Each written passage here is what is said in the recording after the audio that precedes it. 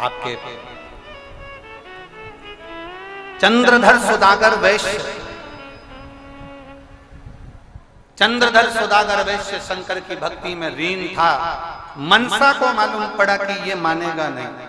मनसा साधु था। हमारे बीच में भटिंडा पंजाब में कथा कराने वाले माननीय, एक बार जरा खड़े हो जाओ, बहुत जोरदार कथा अपने भटिंडा पंजाब में कराई। अमरजीत सिंह जी यहाँ आए हैं, एक बार जोरदार ताली बजाकर उनका स्वागत। बहुत बहुत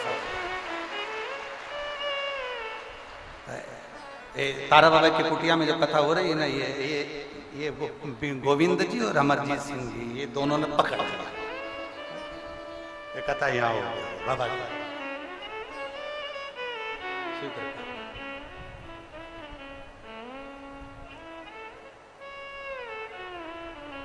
चंद्रधर सुदागर को मनसा देवी ने जाकर कह दिया, मनसा ने कह दिया कि तुम मेरी पूजन करो, शंकर की पूजन नहीं, आप शिव की पूजन नहीं करो, मेरी पूजन करो। अब मनसा को लगा, मनसा ने कह तो दिया, मनसा समझ नहीं पाई कि तुम क्या बोल रहे हो। थोड़ा सा वैभव बढ़ता है ना, थोड़ी सी सत्ता बढ़ती है ना, व्यक्ति समझ नहीं पाता कि उसको क्या वाणी बोलना है, कैसे बोलना है, किस जगह बोलना है, क्या बोलना चाहिए, उसको भान नहीं होता। कहीं कहीं स्थान होते हैं जब पिता के पद चिन्हों पर बेटा चल जाता है, नहीं तो कई बार बेटा भी ऐसा होता है कि उसको अहंकार आ जाता है। पर कहीं कहीं ऐसा देखने को मिलता है कि जहां पिता का संस्कार श्रेष्ठ है, वहां बच्चों का भी संस्कार श्रेष्ठ होते हैं, वहां फिर बच्चे भटकते नहीं है। ये देखने को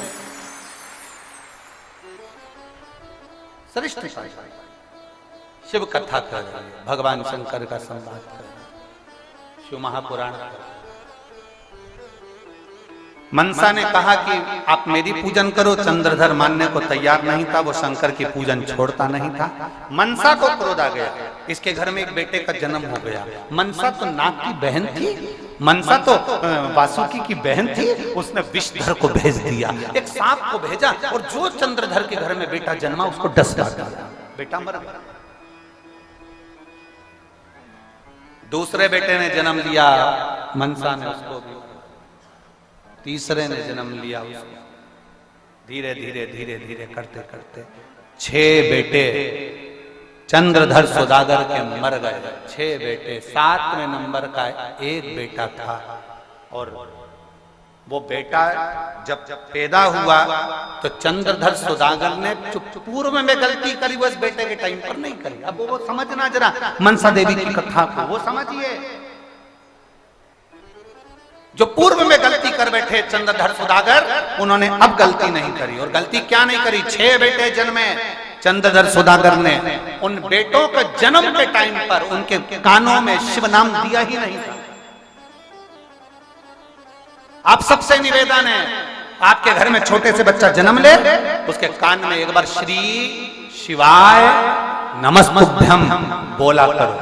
कारण उस बच्चे का बाल बाका नहीं हो सकता, उसे बड़ी बीमारी घेर नहीं सकती अगर उसके कान में जन्म के समय पर श्री शिवाय नमस्तुभ्यं का स्मरण कराया। पंचाक्षर मंत्र नमः शिवाय, षडाक्षर मंत्र ओम नमः शिवाय अगर बोला गया है, उस बच्चे का बाल बाका नहीं हो सकता, उसको होगा ही।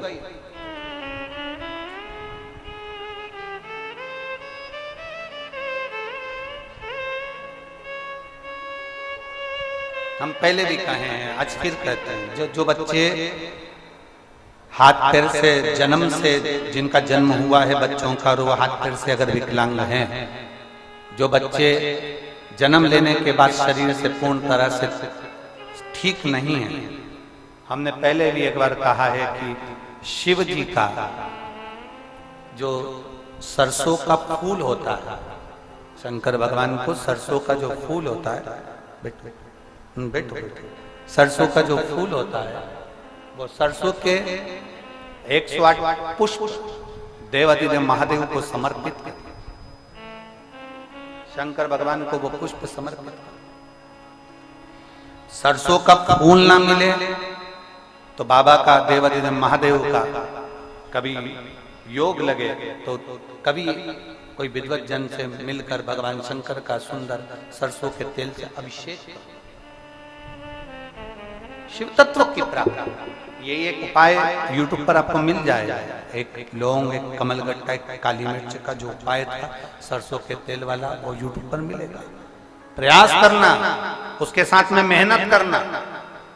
एक बीमारी हो जाती है जिसमें बच्चों की नसें बंद होती चली जाती है, लोगों की नसें बंद होती चली जाती है। वो लकवे से भी बेकार बीमारी है जिसके अंतर्गत शरीर की नसें काम करना बंद कर देती है। धीरे धीरे हाथ पैर लुस्त हो जाते हैं, शरीर काम करना बंद कर देता है, जिसका इलाज विदेश में भी नहीं और भारत में भी, विदेश में भी नहीं और भारत में भी। उसमें भी इस सरसों के तेल का प्रयोग बहुत जरूरी है। थोड़ा मालिश करना पड़ेगा। डॉक्टर कहेंगे कि हड्डी मजबूत हो जाती है, नसें मजबूत हो जाती है, कड़क हो जाएगी, फिर वो काम की, तो वैसे भी तो शरीर कड़क हो रहा है, वैसे भी तो शरीर बेकार हो रहा है, तो उसको मल उस पर नाभि में 2 बूंद डालकर तेल फिर मालिश कर। शिव जी का अगर कुबेरेश्वर धाम का रुद्राक्ष मिल जाए, उस रुद्राक्ष को तांबे के कलश में गलाइए, शंकर जी पे चढ़ाइए, उस जल को उस बच्चे को आचमन कराइए। आचमन, जो बच्चा हाथ पैर से विकलांग रहता है या पैरालिसिस हो जाता है, लकवा लग जाता है, तो सीहोर का जो रुद्राक्ष मिलता है उसका जो पानी आप देते हैं पैरालिसिस वाले को, लकवे वाले व्यक्ति को या हाथ पैर से बेकार व्यक्ति को, बच्चों को जो प्रदान करते हैं, उसको 3 जगह पर उस जल को पहले स्पर्श कराया जाता है। आप लोगों के स्मरण में होना चाहिए कि पानी पिलाने से पहले उसको 3 जगह स्पर्श कराओ। अगर पाँव नहीं काम कर रहा है, हाथ नहीं काम कर रहा है, शरीर काम नहीं कर रहा है, बच्चा पूर्ण तरह से चल नहीं रहा है, पड़ा ही रहता है पलंग पर, तो उसके लिए 3 जगह सीहोर के रुद्राक्ष का जल शिव जी को चढ़ाकर कुंदकेश्वर महादेव के नाम से उस पानी को लाकर 3 जगह पहले उसका स्पर्श कराया जाता है। उस कटोरी के जल को हथेली में लिया जाता है, कुंदकेश्वर का स्पर्श करके सिर पर, कुंदकेश्वर का स्पर्श कराकर उसके वक्षस्थल पर, कुंदकेश्वर का स्पर्श कराकर उसके नाभि कोश पर उसको छुआया जाता है। बचा हुआ जो जल था कटोरी में, ये तो हथेली के जल का काम है, कटोरी में जो जल बचा हुआ है वो बच्चे को 2 बूंद 3 बूंद 4 बूंद जितना पिला सकते हो वो पिलाइए।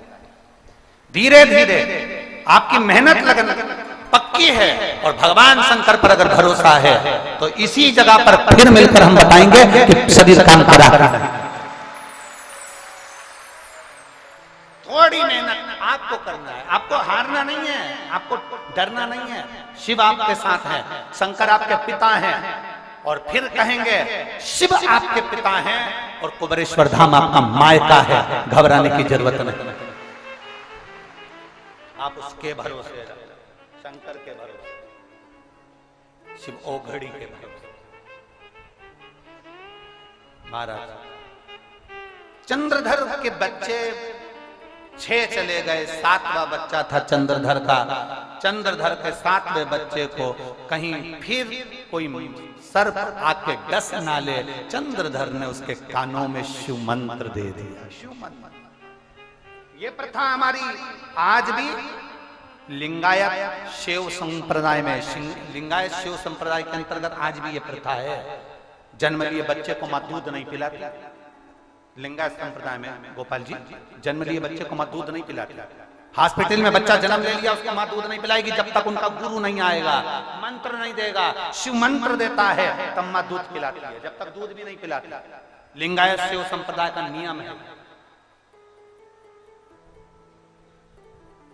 लिंगायत शिव संप्रदाय के अंतर्गत भगवान शंकर का शिवलिंग उनके गले में डाला रहता है। जैसे अपन रुद्राक्ष पहनते हैं, तुलसी की माला पहनते हैं, वैसे वो शिवलिंग पहनते हैं। लिंगायत शिव संप्रदाय शिवलिंग धारण उनका नियम है। अगर बच्चे ने जन्म लिया है तो उनका गुरु आएगा हॉस्पिटल में, गुरु आकर बच्चे को गोदी में लेगा, उसके कान में मंत्र देगा शंकर का, नमः शिवाय, ओम नमः शिवाय, श्री शिवाय नमस्तुभ्यम। हम भी अपने बच्चे को उसके कान में अगर मंत्र दे देते हैं, बच्चा फिर बड़ी बीमारी से ग्रसित नहीं घिरता। जिसके घर में प्रतिदिन 11 बार, 1 बार, 5 बार, 10 बार, 21 बार, 108 बार श्री शिवाय नमस्तुभ्यम का जाप होता है, बोला जाता है, आप सुबह से उठकर, आप तो नहीं जाप कर सकते तो ऐसा नियम बनाओ कि जो भी घर का व्यक्ति उठकर आएगा वो एक दूसरे से क्या बोलेगा, श्री शिवाय नमस्तुभ्यम। जब आप बोलोगे 5-10 बार मुंह से निकल जाएगा, हमारे घर में कोई बड़ी बीमारी प्रवेश नहीं कर सकती। शंकर है ना, शिव है ना, प्रवेश नहीं कर सकता। हमने एक बार पहले भी कहा है, कैंसर जैसी बीमारी बता दी डॉक्टर ने, थायराइड बता दिया, बीपी गड़बड़ बता दिया, शुगर गड़बड़ बता दिया, कहीं तुम्हारे किडनी लीवर की बीमारी बता दी। आप जांच कराने जा रहे हो ना, जांच कराने से पहले शंकर जी के पास जाओ, एक लोटा जल लेकर जाओ, उससे विनती करो, शंकर की एक बेलपत्र लेकर पर्स में डालो, जेब में डालो, फिर जाओ। ये जो दर्जी जो जेब बनाता है ना अपने शर्ट में, वो जेब कहाँ लगाता है, राइट में कि लेफ्ट में? जम के बोलो, कहाँ लगाता है? लेफ्ट में।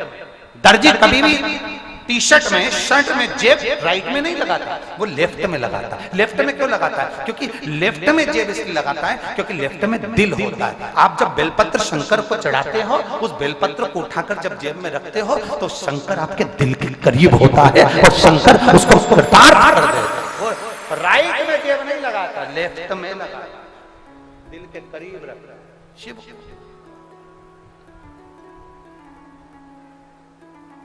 शंकर करीब, सोच लिया, नियम बना लो, प्रतिदिन अपने घर पर श्री शिवाय नमस्तुभ्यम बोलना, दरवाजे के द्वार पर श्री शिवाय नमस्तुभ्यम स्मरण करना।